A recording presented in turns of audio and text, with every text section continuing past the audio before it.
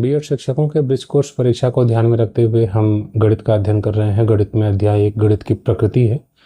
इसी से संबंधित एक महत्वपूर्ण टॉपिक है गणितीय सामान्यीकरण। आज के इस वीडियो में हम इसी पर चर्चा करने वाले हैं।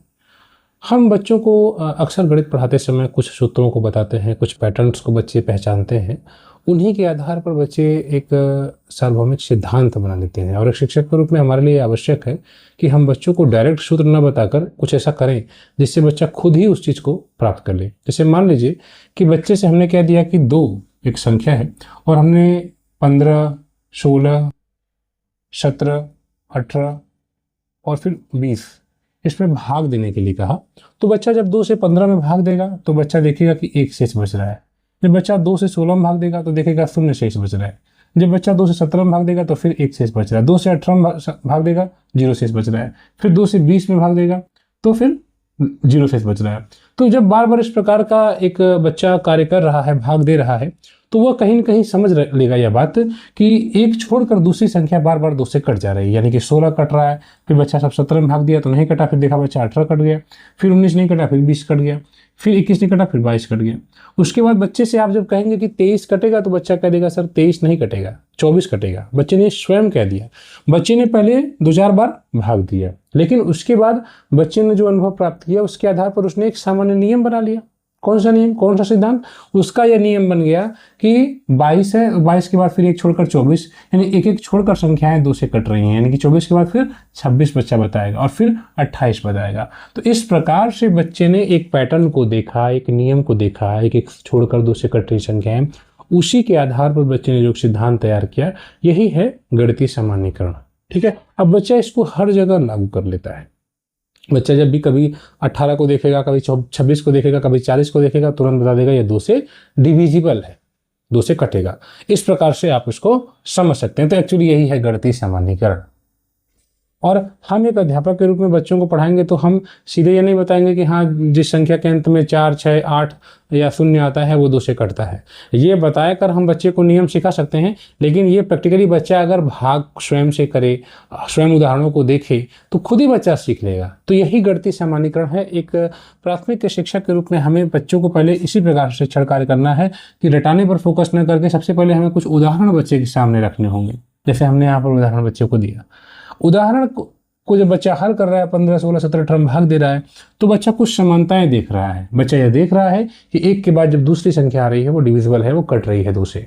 और उसी प्रकार से बच्चे ने जो समानता ढूंढा, उसी के आधार पर बच्चे ने नियम बना लिया और यही हुआ गणितीय सामान्यीकरण। बिन उदाहरणों के आधार पर बच्चे ने नियम बना लिया। तो इस प्रकार से आपने इसको देखा। कह सकते हैं कि बार बार होने वाली समान चीज से एक नियम बनाने की जो प्रक्रिया है, सीधी सी बात, वही है सामान्यीकरण। इस प्रकार से आपने इसको बहुत आसान शब्दों में समझ लिया। आइए कुछ और उदाहरण देखकर हम कॉन्सेप्ट को स्ट्रॉन्ग करते हैं। जैसे मान लीजिए बच्चे को आप जोड़ सिखा रहे हैं। बच्चे ने एक बार 3 और 5 को जोड़ा तो 8 लिखा। वापस से बच्चे ने 5 और 3 को अगर जोड़ा तो 8 लिखा, आपने देखा। फिर आपने बच्चे को जोड़ने के लिए बोला 2 और 6 जोड़ो तो बच्चे ने 8 जोड़ा। फिर आपने कहा कि 6 और 2 को जोड़ो तो बच्चा ने फिर 8 जोड़ दिया। फिर बच्चा ये समझ रहा है। फिर एक समय के बाद आपने कहा कि 5 और 3 को जोड़ो तो बच्चा जोड़ के 8 लिखेगा। फिर हमने कहा 3 और 5 को जोड़ के लिखो, तो बच्चा बिना जोड़े ही 8 डायरेक्ट बता देगा। बच्चे ने यह पैटर्न समझ लिया कि यहाँ पर हम संख्याओं को पलट रहे हैं तो उनके मान में कोई परिवर्तन नहीं होता है। यही आपने योग का क्रम विनिमय नियम जो हिंदी में पढ़ा होगा, गणित मतलब पढ़ाते समय पढ़ा होगा, तो ये एक समान नियम बच्चा जान गया। इसके लिए अलग से बच्चे को आपको बताने की भी जरूरत नहीं पड़ी। तो यही एक प्रकार से गणितीय सामान्यीकरण है। बच्चे ने यह देख लिया कि हम संख्याओं को क्रम बदल दे रहे हैं, तब भी उनके योग में कोई चेंजिंग नहीं आ रहा है। तो नियम इस प्रकार से बच्चा स्वयं से जान जाता है। यही गणितीय सामान्यीकरण है। आपने इसको समझ लिया। पैटर्न से भी आप नियम बना सकते हैं, इस पर हमने भी चर्चा की थी। जैसे मान लीजिए आपने 2 लिखा, फिर 4 लिखा। आप बच्चों से बार बार कह रहे हैं कि इसमें भाग दे रहे हैं बच्चे, ये 4 में 2 बढ़ाकर 6, फिर 2 बढ़ाकर 8, फिर 2 बढ़ाकर 10। ठीक है, इसमें बच्चे 2 से भाग दे रहे हैं। ठीक है, या 10 में 2 और बढ़ा दिया बच्चा 12। जैसे हमारी किताबों में गणित के इस प्रकार से सवाल नहीं दिया गया था। 3 रहता है, फिर 6 रहता है, फिर 9 रहता है, फिर बच्चा इसको छोड़ देता है। फिर मतलब यहाँ पर हमारी किताबों में भरने के लिए रहता है। बच्चा इसको देखता है 3, 6, 9। अब बच्चा देखेगा कि जो यहाँ पर है उस वही बच्चा यहाँ लागू कर देता है। 3, 3, 6, 3, 9, फिर बच्चा 12 कर देता है, फिर 15। बच्चा खुद बता देता है कि सर जी यहाँ पर 3 का पढ़ा लिखा गया है। तो बच्चे ने इन तीनों को देखा, इन्हीं के आधार पर बच्चे ने नियम बना लिया, ये पैटर्न को समझ लिया। आवश्यक है कि बच्चे पैटर्न को समझें, हमें इस पर जोर देना है कि बच्चे हमारे जो पैटर्न है उसको समझें। जो बच्चे पैटर्न को नहीं समझ पाते हैं, कभी कभी जब सवाल थोड़े से टेढ़े कर देते हैं बच्चों के लिए, जैसे मान लीजिए कि 75 और उसके बाद 85 फिर 65 इस प्रकार से होता है, 75 है 85 फिर 95 होता है, तो बच्चे यहाँ पर पैटर्न को नहीं समझ पाते हैं, तो फिर इस सवाल में फंस जाते हैं, है ना। तब इसको लगाने में कंफ्यूज जाते हैं। लेकिन जो पढ़ने में थोड़े से बच्चे एक्टिव हैं, थोड़े ब्रिलियंट हैं, वो उसको भी लगाने का प्रयास करते हैं, लगा भी देते हैं। तो कहने का मतलब यह है कि हमारे लिए आवश्यक है कि हम अगर सामान्यीकरण बच्चे को सिखा रहे हैं तो बच्चे उस पैटर्न को समझें। आप सम संख्या बता रहे हैं, विषम संख्या बता रहे हैं, तो उस पैटर्न को समझें कि कोई संख्या विषम क्यों बन रही है, तब बच्चे उसको बेहतर तरीके से समझ पाएंगे। आप इसको समूह बनाकर भी समझा सकते हैं। जैसे मान लीजिए 6 है, ठीक है, तो आपने बच्चों को 6 सिखाया इस प्रकार से। फिर 7 है, तो अब आपने 7 में दिखाया, तो यहाँ पर 7 मान लीजिए बन गया।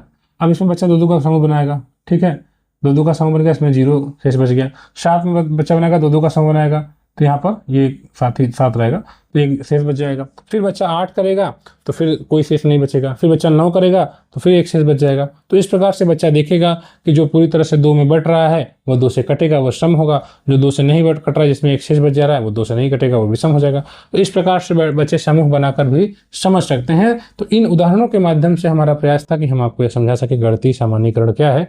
यहाँ पर अगर आप देखें तो शिक्षण का तरीका एक शिक्षक के रूप में आपका क्या होगा कि हमारे जो प्रारंभिक अवस्था में जो बच्चे होते हैं वो अमूर्त संकल्पना को समझने में थोड़ा समय लगता है, उनको कठिनाई उनको महसूस होती है। इसलिए हमें बच्चों को ठोस वस्तुओं का प्रयोग करके सिखाना चाहिए। मूर्त वस्तुओं को हम बच्चों को जोड़ दिखा रहे हैं। मान लीजिए 2 पेंसिल एक बच्चे ने लिया, एक बच्चे ने 3 पेंसिल लिया, उन दोनों बच्चों को हाथ में हमने सभी बच्चों से गिनवाया कि देखो इसके पास 2 पेंसिल, इसके पास 3 पेंसिल, कितना पेंसिल, तो बच्चे 5 कहेंगे। फिर एक बार हमने 3 पेंसिल इसको दे दिया, 2 पेंसिल इसको दे दिया, तो बच्चा देख रहा है कि सर जी पेंसिल इसका लेकर इसको कर रहे हैं, इसका लेकर दूसरे को कर रहे हैं, तो फिर बच्चे 5 ही पेंसिल उसको गिनेंगे। तो इसके आधार पर बच्चे फिर आप कभी और दूसरे कुछ और पेंसिल को रखें, 4-6 पेंसिल रखें तब 10 होगा, 6-4 कर दें तब भी 10 होगा। तो बच्चे ठोस वस्तुओं का सीधा प्रयोग करके इस पैटर्न को बच्चे देख रहे हैं, पैटर्न को देख रहे हैं कि एक बार इधर पेंसिल कर दिया 2, इधर एक बार 4 कर दिया, फिर इधर 4 से 2 कर दिया, उल्टा पुल्टा कर रहे हैं सर, लेकिन जोड़ने पर 6 ही आ रहा है। तो बच्चों से आप जब पूछेंगे तो बच्चे उसको देखेंगे और अपने से बताने का प्रयास करेंगे। यानी आपको सूत्र नहीं बताना है, नियम नहीं बताना है, पहले आपको ठोस वस्तुओं के माध्यम से पैटर्न को दिखाना है। जब बच्चे पैटर्न को देखेंगे तो वो खुद से ही उसको हल करने का प्रयास करेंगे। बच्चों से जब आप पूछेंगे तो उसका उत्तर देंगे और आपको बताएंगे, और बच्चे ही यह नियम बताकर आपको यह नियम बता देंगे कि सर जी पेंसिल उतनी ही रहेगी, आप भले इतना इधर उधर करिए लेकिन पेंसिल उतनी ही रहेगी। इस प्रकार से आपने देखा कि छोटे बच्चों ने गणितीय सामान्यीकरण कर दिया। इस वीडियो में इतना ही। ब्रिज कोर्स की तैयारी के लिए आप इस चैनल को सब्सक्राइब जरूर करें। हमारे स्टडी ग्रुप से अभी आप जुड़ सकते हैं। हमारे द्वारा डेली जो गणित के महत्वपूर्ण प्रश्न हैं, सब टॉपिक्स हैं, उसे कवर करने का प्रयास किया जा रहा है।